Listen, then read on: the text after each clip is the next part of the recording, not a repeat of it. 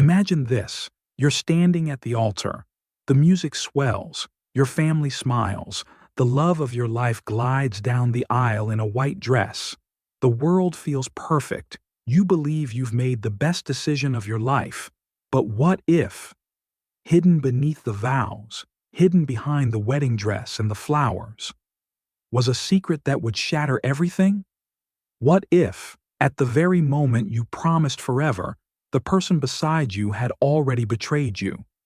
This is the story of Daniel, a man who believed in love, a man who built his life on trust, and a man who uncovered a truth so devastating it nearly destroyed him.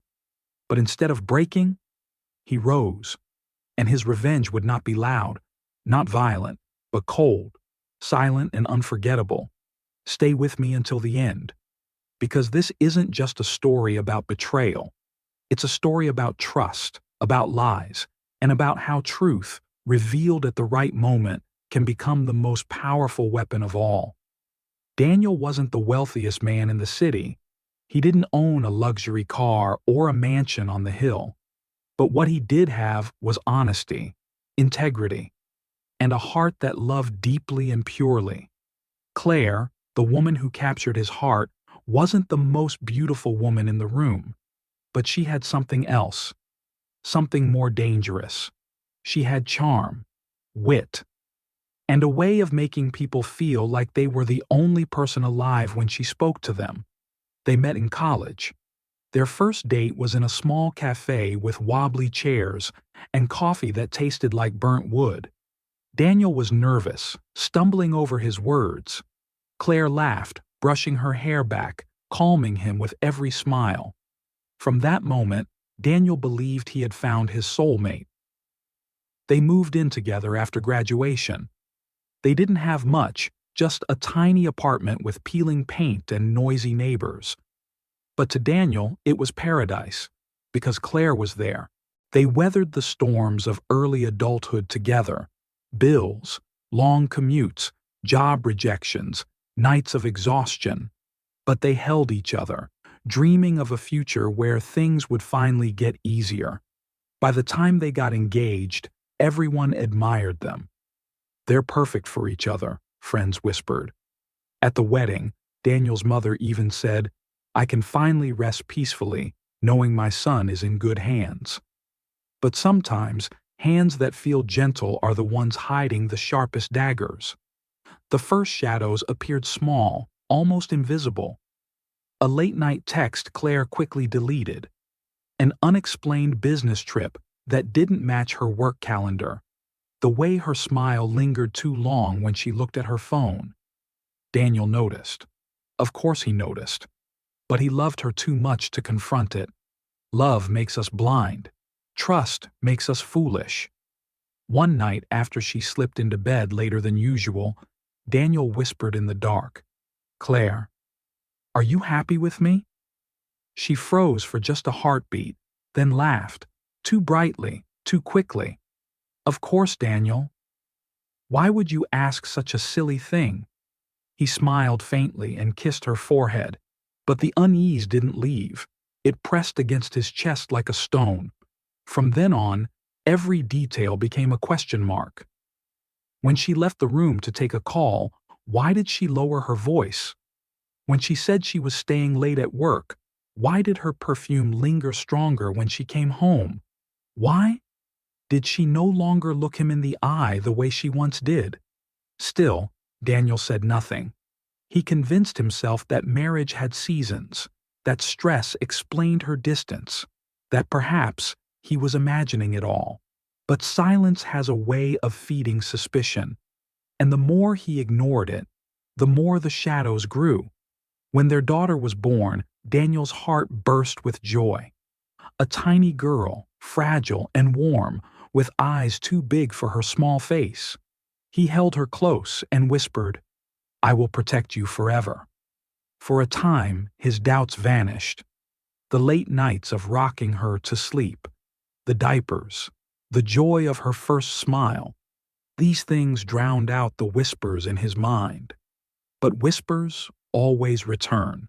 At family gatherings, relatives began to make comments. "She looks so much like Claire," one aunt remarked. "Not a single feature from you, Daniel," a cousin teased with a laugh. He chuckled outwardly, but inside something cracked. His father, gentle but observant, once placed a hand on his shoulder and said, "Don't worry. Babies change as they grow. She'll start to look like you later."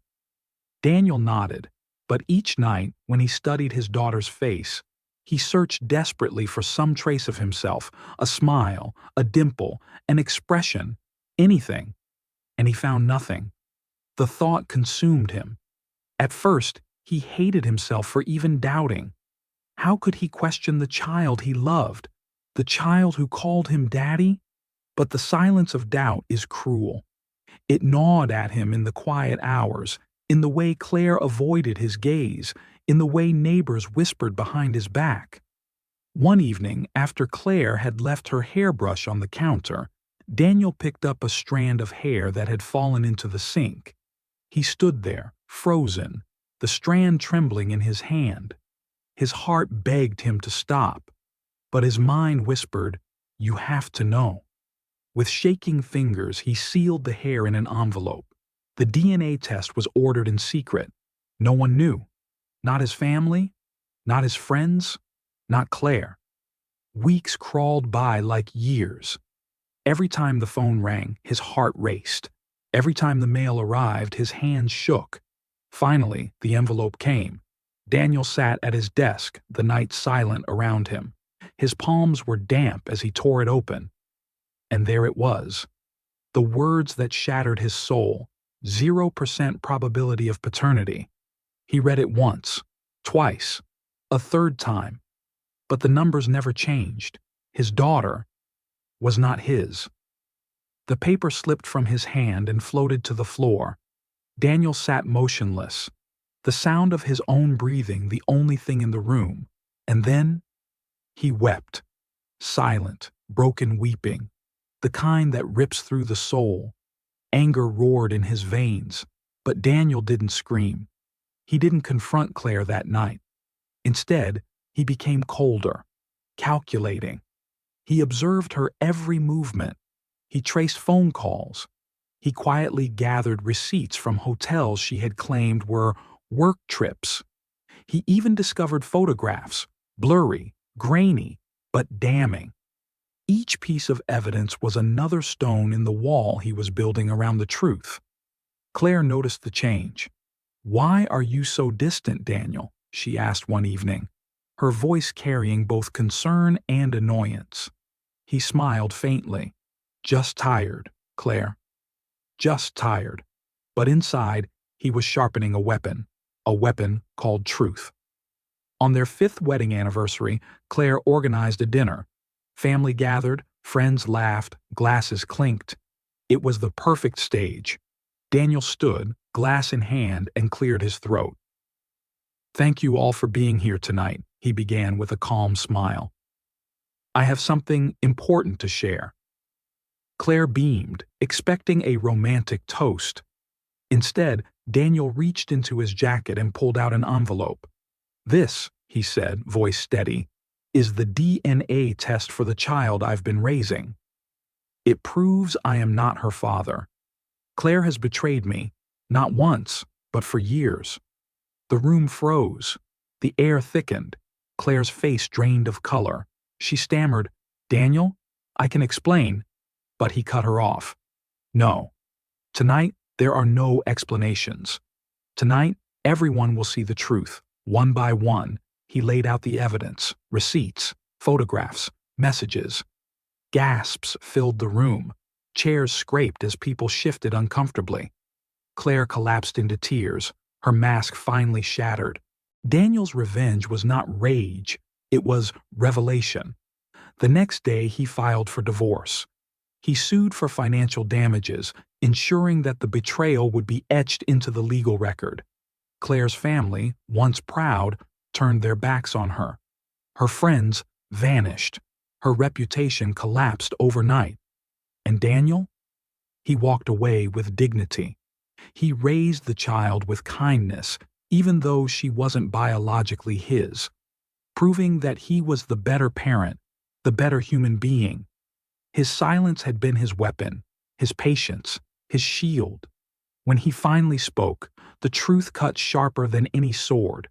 Betrayal cuts deeper than any knife. But silence, patience, and truth cut deeper still.